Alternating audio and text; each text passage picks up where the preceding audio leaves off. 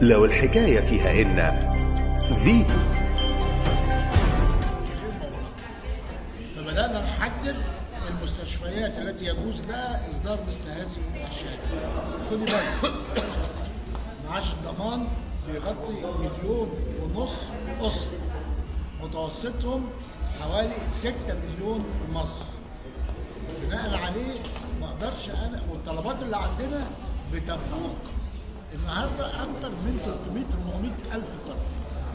لازم نشوف لحد ما يتعمل قاعده بيانات حقيقيه تبين مين المستحق ومين مش المستحق، وده مش موجوده دلوقتي في مصر. احنا بنشتغل عليها فعلا دلوقتي مع وزارتين علشان خاطر نشوف مين الاسر المستهدفه، لان انت عارفه انه حكايه المعونات زيها زي الدعم قد يصل الى غير مستحق. يعني احنا اللي بنعاني منه ان احنا بندي الناس احيانا ما تستحقش، وبنضطر نتيجه لنفاذ الاعتمادات حضرتك ان احنا نحجب عن ناس تستحق.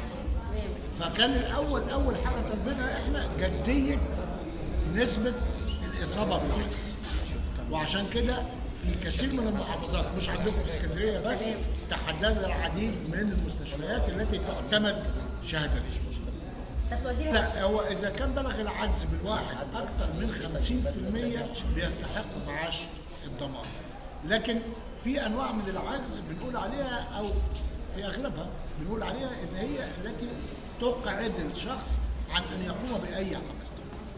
في العجز الجزئي اللي يقعد عن القيام ببعض الاعمال، وفي العجز هو في ظل القانون الحالي. حضرتك الجمعيه لما بتيجي تطلب مننا انها تحصل على دعم اجنبي، المفروض انها تطلب من الوزاره انها تحصل على الدعم الاجنبي، والوزاره بتتحرى عن الجهات المانحه وبتراقب الجمعيات تشوف اذا كانت هذه الجمعيات ما عندهاش مخالفات ماليه سابقه.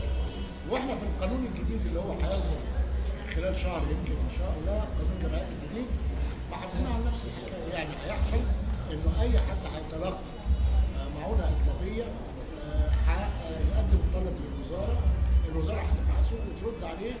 هو عنده 30 يوم من يوم ما يتلقى المعونه علشان يختار، والوزاره بيبقى لها 60 يوم علشان ترد عليه. اذا فاتت المده دون الرد يبقى من حقه انه يستخدم. هل يوجد لا، مش تضارب بقى، ده اختصاص، ده تحديد اختصاص.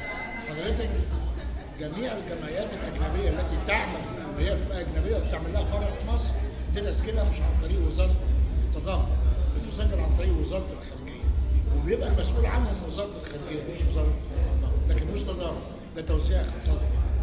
غلطه في بعض الجمعيات، فطبعا اتلغى الجهاز ده. هل في سبيل رجعه؟ فيتو.